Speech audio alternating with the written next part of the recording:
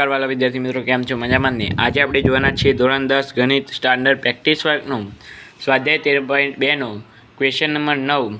તો વિડીયોને એન્ડ સુધી નિહાળજો અને વિડીયો ગમે તો લાઇક, શેર અને સબસ્ક્રાઈબ કરવાનું ભૂલતા નહીં. તો ચાલો મિત્રો આપણે વિડીયોને શાંતિપૂર્વક નિહાળીએ અને એન્ડ સુધી જોજો. તો મિત્રો હવે ક્વેશ્ચન નંબર 9 જોઈએ તો અહીંયા નીચે રકમ આપેલી છે કે નીચે આપેલ આવૃત્તિ વિતરણનો બહુલક શોધવાનું છે, બરાબર. એકદમ સહેલી રીતે આપણે શોધી નાખશું અને જરા પણ 2 જ મિનિટમાં આપણે શોધી નાખશું, બરાબર.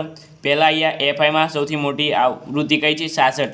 તો આપણી ઝેડ બરાબર આટલી ઝેડ આપણે મળી જશે, એમને 66 આપેલ છે. વર્ગ બહુલક વર્ગ આપણને 66 મળી ગયો છે, એટલે કે અહીંયા લખી દઈએ એલ F0 F1 લખીએ આપણે હવે F1 F2 અને H, બરાબર મિત્રો, ખબર પડી ગઈ. ત્યાર પછી હવે આપણે F1 L આપણે કઈ દર્શું 60, બરાબર. આ 60 આવી ગયો. F0 એટલે 45.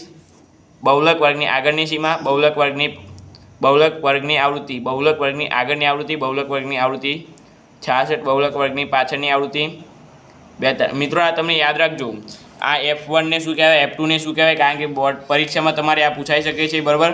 હવે 15. ત્યાર પછી આપણે અહીંયા સૂત્ર લખશું. મિત્રો તમે આટલું ગણો ને એટલે તમને કેટલો માર્ક્સ મળે? અડધો માર્ક્સ તમને મળી જાય. મિત્રો ખબર પડી ગઈ.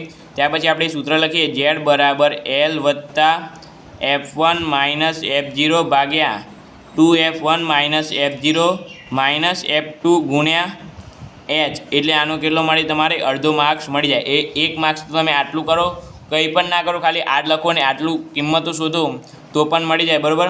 Z બરાબર કેટલો? 60 વત્તા F1 એટલે 66 માઇનસ 45 ભાગ્યા 2F1 એટલે 6 6 12 વધી 1 6 6 12 132 માઇનસ F0 એટલે 45, F2 એટલે 42, બરાબર, ગુણ્યા H એટલે 15. આમાં મિત્રો ગુણાકારની ભાગાકાર બહુ આવશે, જોજો, પરંતુ એકદમ સહેલી રીતે આવડી જશે. અહીંયા 1 અને અહીંયા 2 21, બરાબર. 21 ભાગ્યા આપણે અહીંયા 132માંથી 132, અહીંયા 5 6 ને 7 8, બરાબર. 132માંથી 87 જાય, ગુણ્યા 15 કરીશું આપણે તો 66 વત્તા 15 કરીએ આપણે તો શું જવાબ આવશે મિત્રો? અહીંયા 21 ગુણ્યા 15 કરીએ. એક જ મિનિટ મિત્રો, 21 ગુણ્યા 15 હું કરી નાખું છું. 2 રકમની 0, 5 2 10 વધી 1 5 300, બરાબર. ત્યારબાદ 15 એટલે 315 આપણને અહીંયા મળ્યું છે. હવે 10માંથી 7 જાય તો 3 ને 2 5. હવે 12માંથી 8 જાય તો 4, બરાબર. 60 વત્તા 315 ભાગ્યા 45 કરીએ આપણે.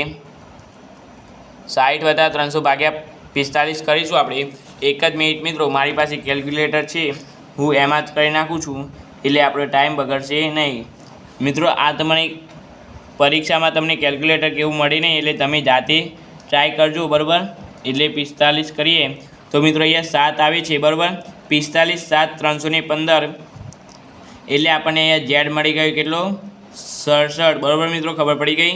આ આપણનો જવાબ આપણે આવી ગયો, બરાબર. આ તમે લખતા નહીં, આ તો નકામું છે મિત્રો. આ હું તમને માર્ક્સ કહેતો હતો કે આટલું લખો તમે તો તમને 1 માર્ક્સ મળે, ગણતરી કરી હોય તો. અને ત્યાર પછી આટલું લખો, તમને આટલું એક જવાબ લખો તો પણ તમને 1 માર્ક્સ મળે. આ 1 ને 1 2 ને આ અડધો ને અડધો એટલે 3 માર્ક્સનો આ કુલ દાખલો થાય, એટલે 3 માર્ક્સ તમારે આવી જાય, બરાબર મિત્રો. તો આપણે મળીશું આ વિડીયો સાથે. Thank you so much. Video જોવાનું.